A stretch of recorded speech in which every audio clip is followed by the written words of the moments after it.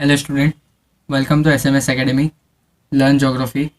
तो पिछले पार्ट में हमने सब पार्ट वन में ऑब्जेक्टिव्स किए थे जो कि डाइजेस्ट के किए थे। तो ये पार्ट में हम देखेंगे पार्ट टू में सब give reason and question answer जो कि टेक्सुअल है, जो टेक्स्ट बुक के पीछे एक्सरसाइज में दिए जाते हैं। तो फर्स्ट क्या दिया है, question number 6, give geographical region for the following. तो ये सब 3 मार्क के आते हैं हर एक क्वेश्चन। तो फर्स्ट क्वेश्चन है, why is India looked upon as a young country. तो क्वेश्चन का कहना है कि इंडिया लुक्ड अपॉन मतलब देखता है यंग कंट्री के ऊपर। यंग कंट्री वाला इंडिया अपना इकोनॉमी यंग कंट्री पे क्यों देखता है, अपना इकोनॉमिक बढ़ाने का, इकोनॉमिक ग्रोथ करने का। तो उसका वो लोगों ने अपने को रीज़न बताया है जो हमको एग्जाम में भी सेम लिखना है। जैसे फर्स्ट पॉइंट है, in India the percentage of working people का मतलब होता है यंग पीपल मतलब 18 टू 55 तक जो कि बोला जाता है, तो उनको यंग पीपल बोलते हैं जो काम कर सकते हैं। In population is greater than non working people होते हैं चिल्ड्रन और सीनियर सिटीजन। तो अगर कोई भी कंट्री का वर्किंग पीपल ज़्यादा होगा तो कोई भी कंट्री का अच्छा गुड साइन होता है कि उनका इकोनॉमिक ग्रोथ जल्दी हो सकता है। अभी second point, in India the percentage of working people in population is nearly 51%। तो मतलब 51% ऑलमोस्ट मतलब 50% लोग इंडिया में सब यंग पीपल है। यंग मतलब वर्किंग पीपल जो वर्क कर रहे हैं, और बाकी सब है जो सीनियर सिटीजन जो वर्क नहीं कर रहे। तो इंडिया का 51% है वर्किंग पीपल का। अभी third point, in India the percentage of non working population जो आपको जैसे बताया चिल्ड्रन और सीनियर सिटीजन होता है, is lesser than working population. तो मतलब कम है उनका पॉपुलेशन किसका, चिल्ड्रन और सीनियर सिटीजन का, बुजुर्ग का। Therefore India is looked upon as a young country. तो इसलिए इस ये सब रीजन से, ये 3 पॉइंट से इंडिया किस पे दिखता है, यंग कंट्री को अपना इकोनॉमिक ग्रोथ के लिए, आगे के फ्यूचर डेवलपमेंट के लिए इंडिया यंग कंट्री को देखता है। तो ये अपना फर्स्ट आंसर हो गया। अभी सेकंड आंसर। अभी तो सेकंड क्वेश्चन क्या है कि 2 क्वेश्चन दिए, 2 क्वेश्चन का कहना मतलब है कि ये आंसर इन दोनों क्वेश्चन में से पूछ सकते हैं। जैसे why is Brazil called a coffee pot, Brazil को कॉफ़ी पॉट क्यों कहा जाता है पूरे वर्ल्ड का, या Brazil is also known as a coffee pot of the world. तो ये दोनों टाइप क्वेश्चन पूछ सकते हैं। तो अपने को सेम आंसर लिखना है, इसलिए अपने जर्नल नॉलेज के लिए ये उन्होंने बताया है हमें। तो इसका आंसर क्या है, first point, Brazil rank first. तो रैंक फर्स्ट होता है ब्राज़ील किस वर्ल्ड में, पूरे वर्ल्ड में किस लिए, for the production of coffee. Production of coffee के लिए ब्राज़ील नंबर 1 है इन टर्म्स ऑफ।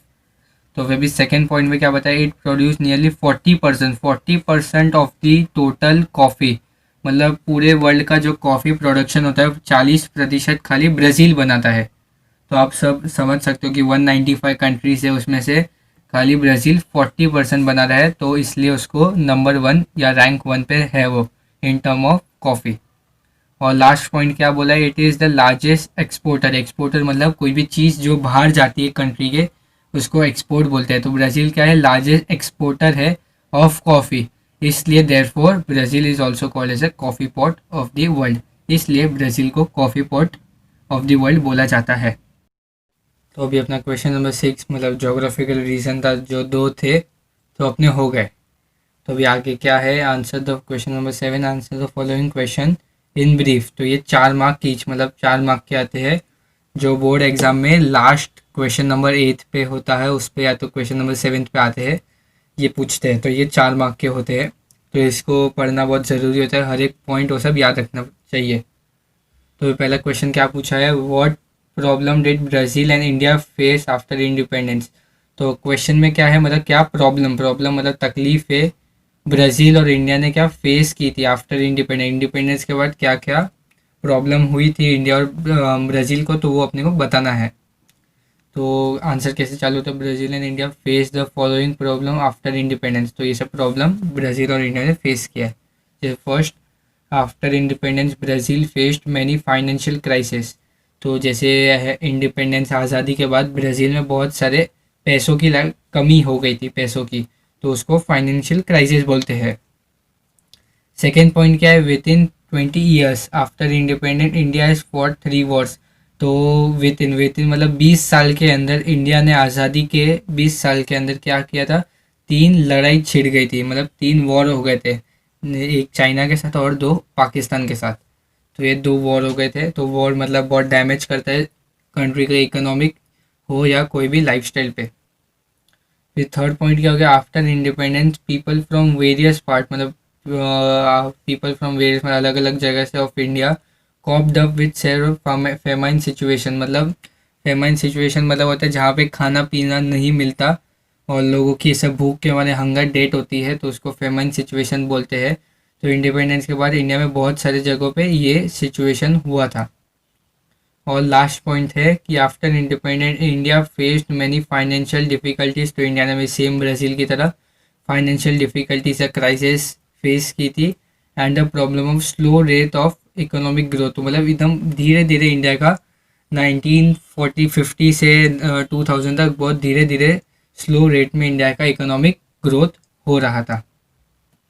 अभी सेकेंड आंसर, तो फर्स्ट आंसर हो गया वो 4 पॉइंट ब्राज़ील और इंडिया के ऊपर कि क्या प्रॉब्लम हुई थी।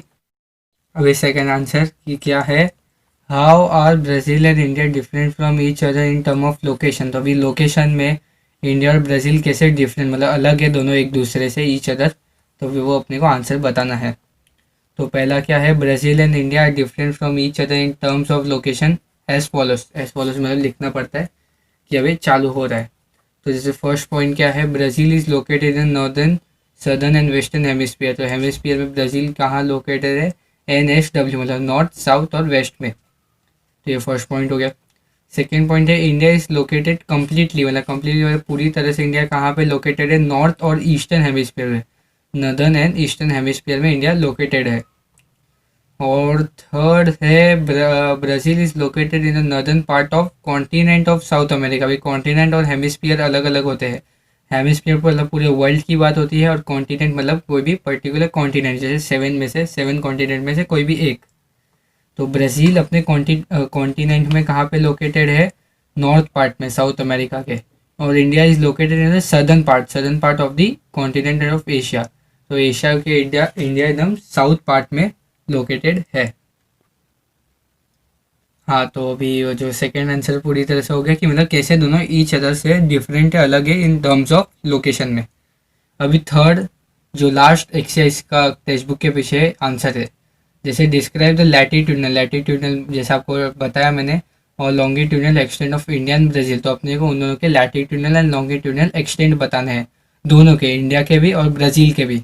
तो पहला अपन यही बात करेंगे इंडिया का, India latitudinal extent. The latitudinal extent of mainland of India is from 8 degree 4 minute north latitude to 37 degree 6 minute north latitude। तो ये मतलब आपको याद करना पड़ेगा, ये डिग्री और मिनट 4 मिनट याद करना, और ये डायरेक्शन प्लीज़ मत भूलना कि ये नॉर्थ आपको डालना पड़ेगा। और फिर आगे क्या है, Indira point is the southern most point of India territory. तो इंडिया का सदर्न मोस्ट पॉइंट एकदम साउथ है, मतलब एकदम लास्ट लोकेटेड है। और फिर क्या बोला है, it is located on the Nicobar island. Nicobar मतलब अंडमान एंड निकोबार आइलैंड की कौन से पे लैटिट्यूड पे है, 6 डिग्री 45 मिनट नॉर्थ पे। तो ये पूरा था इंडिया का latitudinal extent, 8 degree 4 minute north to 37 degree 6 minute north. अभी बात करते हैं लॉन्गिट्यूडनल की। Longitudinal extent, the longitudinal extent of Brazil is from 68 degree 7 minute east. तो अभी ईस्ट से है कहाँ तक, 97 डिग्री 25 मिनट ईस्ट। तो जैसे अपन ने ऊपर वाले में देखा था कि इंडिया कौन से हेमिस्फीयर में है, नॉर्थ और ईस्ट। तो इसलिए लैटिट्यूडनल में नॉर्थ आ गया और लॉन्गिट्यूडनल में ईस्ट आ गया। तो जैसे अपन ने ऊपर वाले में देखा, तो ईस्ट और वो नॉर्थ का अपने को क्लियर हो गया रहेगा, खाली ये नंबर्स याद करना है डिग्री के साथ। अभी बी बात करेंगे ब्राज़ील की। ब्राज़ील लैटिट्यूडनल, ब्राज़ील कहाँ लोकेटेड था, नॉर्थ साउथ और वेस्ट में। तो यहाँ पे इसलिए ऐसा ही दिया है, the latitudinal extent of Brazil is from 8 degree 5 degree 15 minute north to 33 degree 45 minute south. तो जैसे नॉर्थ साउथ आ गया दोनों में लैटिट्यूडनल। और longitudinal extent of Brazil is from 34 degree west to 73 degree 48 minute west. तो यही पूरा था कि मतलब आपको सब डिग्री, डायरेक्शन और मिनट उसका याद करना पड़ेगा। तो बस इतना ही था ये आंसर में। तो आज अपन ने ये पूरे पार्ट 2 में ज्योग्राफी का 10th का डाइजेस्ट में सब 3 आंसर और 2 ज्योग्राफिकल रीजन कर लिए। तो हम अभी पार्ट 3 में सब जो भी नॉन टेक्सुअल आंसर्स होते हैं वो डिस्कस करेंगे. Till then stay safe, stay connected with us SMS Academy. Thank you.